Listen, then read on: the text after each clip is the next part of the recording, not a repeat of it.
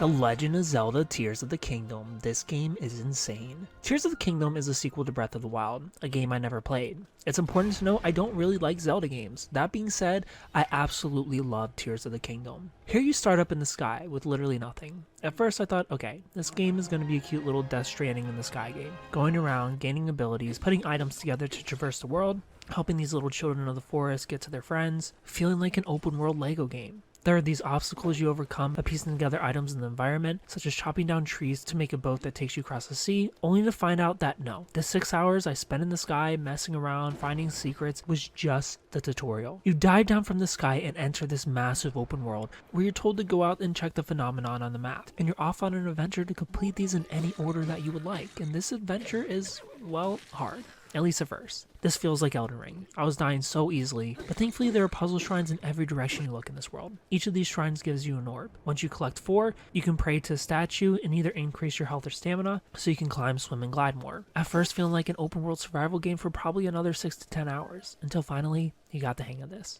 And while I never felt invincible, by the middle of the game, my confidence to handle any situation was through the roof. I've mastered my abilities, I've mastered the land, I've learned to cook to get more health out of my items, a system that's super simple. There are more complex recipes, but for the most part, you can just throw 5 of the same item in a pot, and you just doubled or quadrupled each item's effectiveness. I'm finding new items and coming up with new and inventive ways to get around, build vehicles, outsmart the game, especially once I was able to teleport through anything above me. And that's where the magic of an open world really comes into play. When you feel like anything you can imagine, you can do. If you can figure out how to break the game, by all means do that. It's a sandbox, figure it out. Making the entire world feel like one giant puzzle to solve, and I absolutely love that. And through each of the phenomena, you can take down a boss and unlock a sidekick that, for example, can boost your gliding through the air, or help you shoot lightning arrows. This is usually everyone's final sidekick, but it's the one I went for first, making enemy encounters that much easier for me as arrows felt abundant. I'm taking down enemies, fusing parts that fall off of them to my swords and sticks to make them even stronger. You really do feel like you're on an adventure living off the land, which I get some players might not like.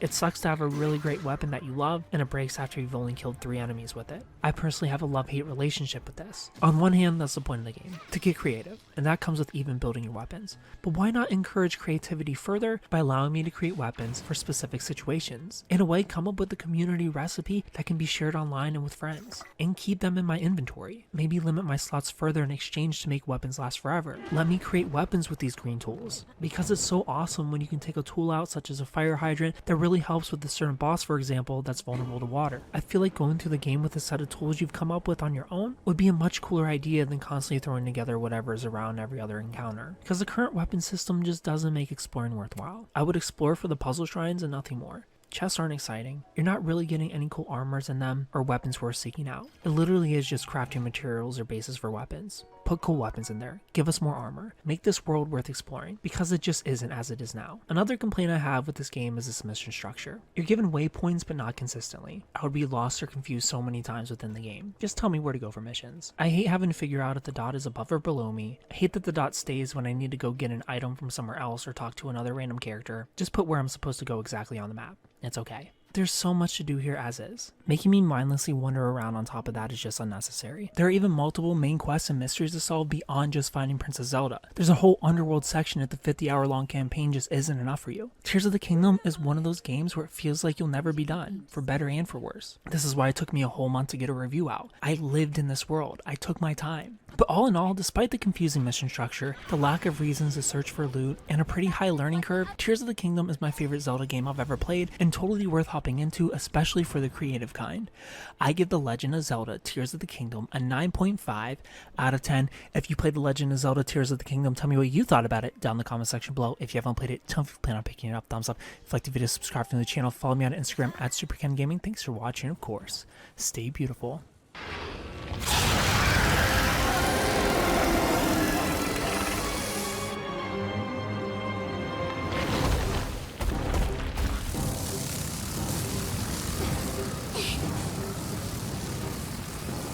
Look, it's stirring up the sand trap.